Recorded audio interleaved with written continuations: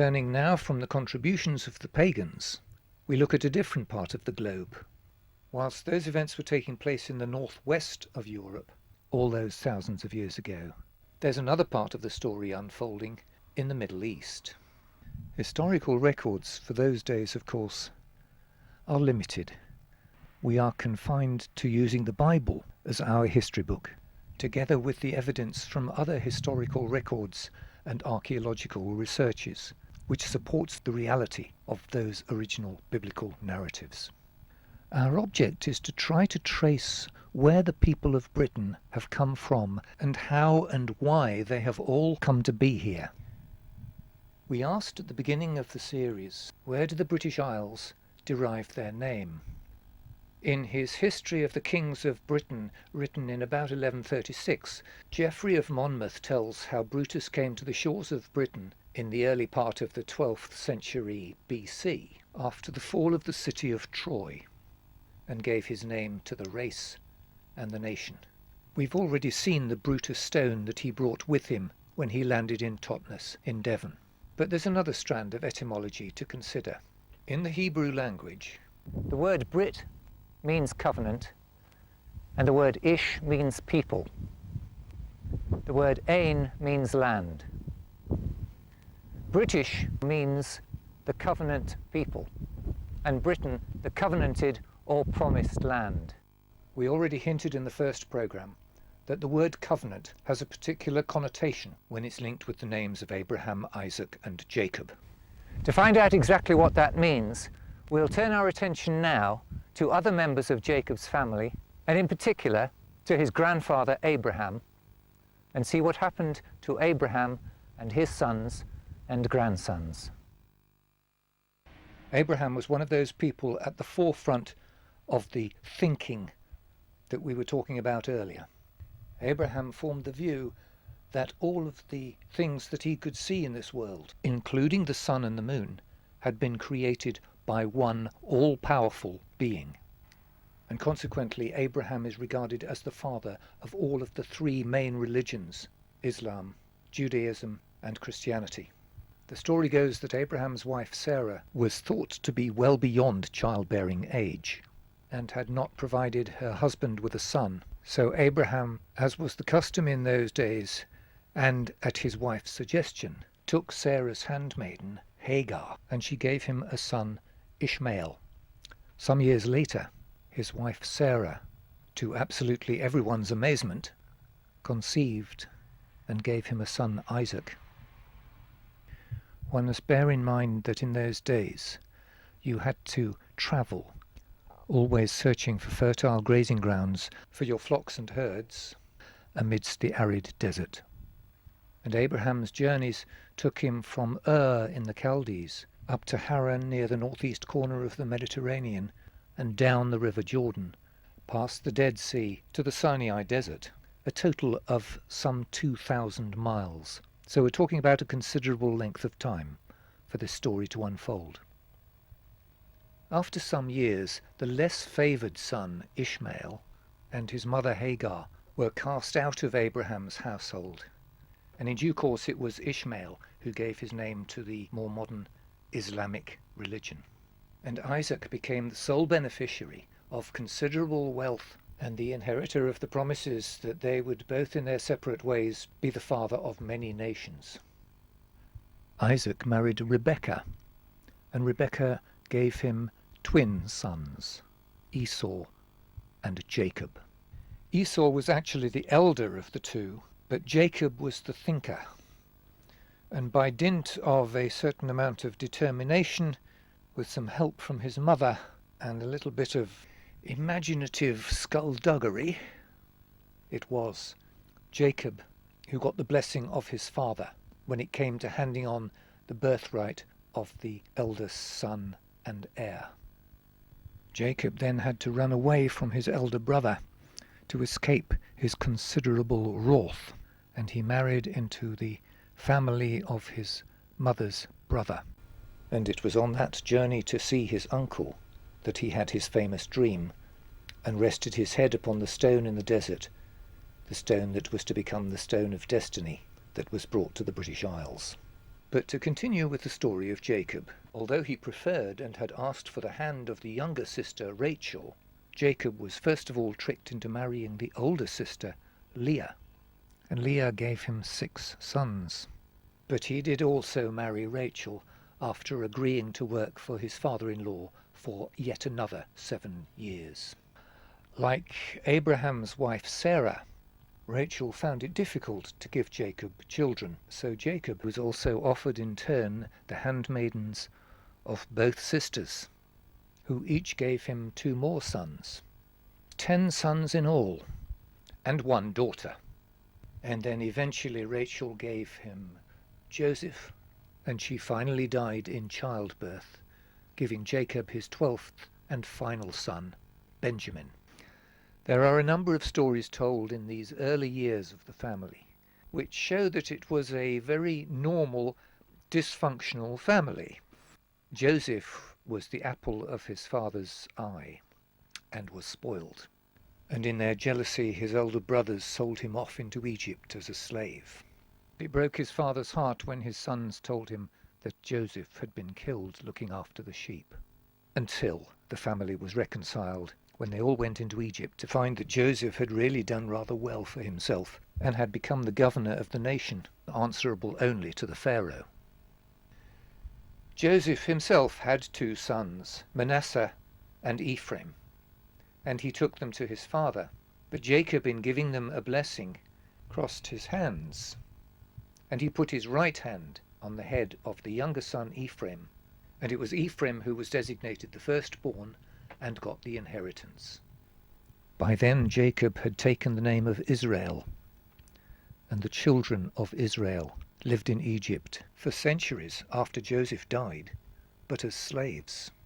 And it's another story how Moses took them out of Egypt. Again, too long to tell here. But before we leave these 12 brothers and the relevance of them to our main story, we must look at the oldest 4 of them. The eldest, Reuben, took it into his head to have an entirely unsuitable relationship with the mother of one of his half-brothers. The second and third, Simeon and Levi, decided to take matters into their own hands when their only sister Dinah was raped, and they murdered the entire family of those responsible. The eldest 3 thus incurred the anger of their father, and it was the 4th son, Judah, who Israel subsequently regarded as his firstborn son. But even Judah wasn't exempt from this dysfunctional behavior that characterized Abraham's great-grandchildren. The story goes that Judah agreed that a certain young lady called Tamar should marry his eldest son.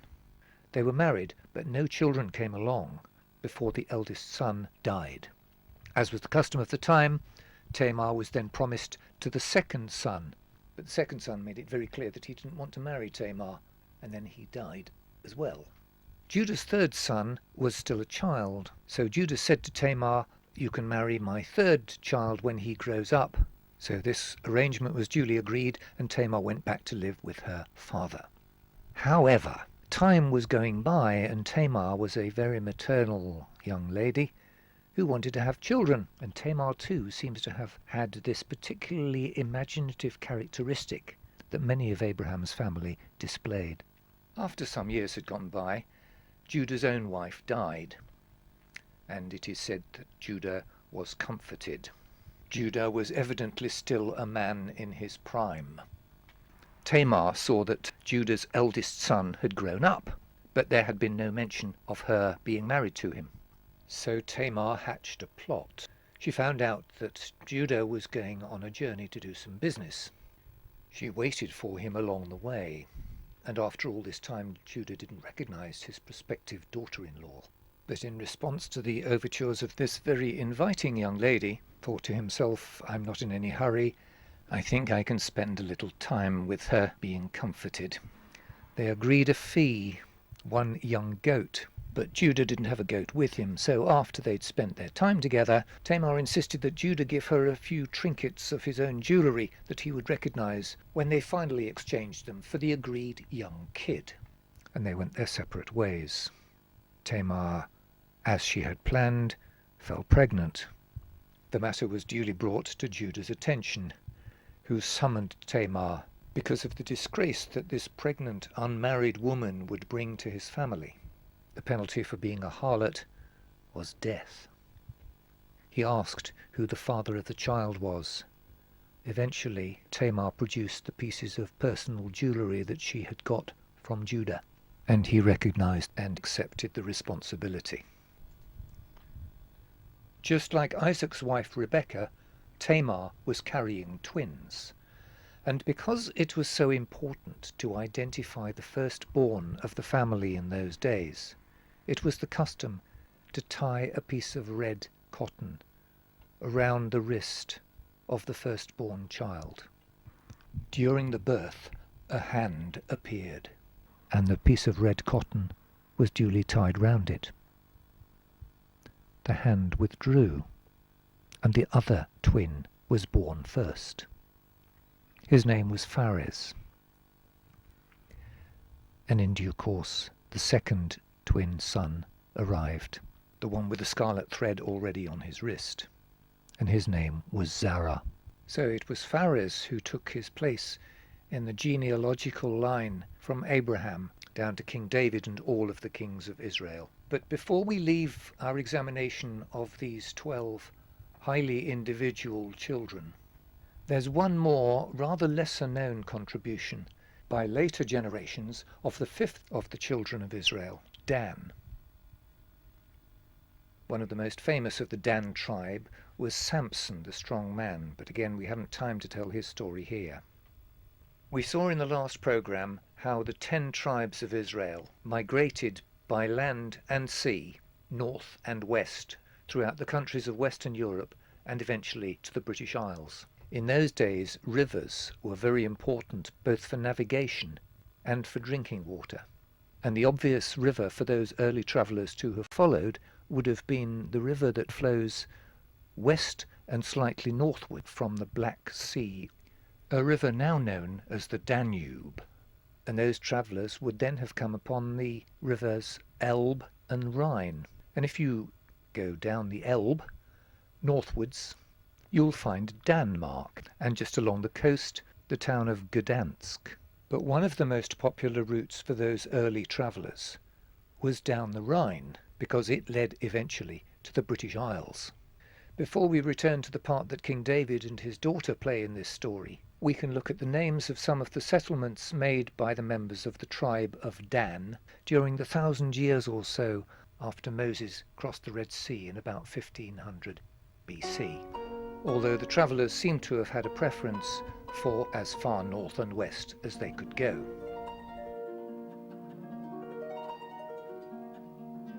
Now our attention turns more specifically to about 1100 BC. David of the royal tribe of Judah was a shepherd boy who was to become the second king of Israel, and he's perhaps most famous for killing the giant Goliath of the Philistines with a stone from a slingshot. But it's a little later in David's life that the part of our story unfolds. David was a very enthusiastic and competent musician and harpist. He also had a very beautiful and attractive daughter, as it happens, again called Tamar. And the dysfunctional characteristic of the family once again reared its ugly head. Tamar had a half-brother whose thoughts, as far as his half-sister Tamar were concerned, were not in the least bit honourable. And through the same kind of trickery that Jacob demonstrated in getting his birthright, this half-brother disgracefully forced himself on his sister. Tamar's future was therefore destroyed. These events all happened around about 1000 BC. That's within a few decades of Brutus arriving in Britain.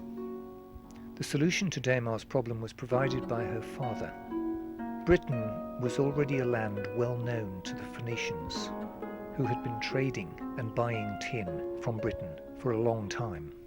Members of the Zara line were amongst the earliest of those Israelites who made their way to the British Isles when Moses left Egypt about 1500 BC.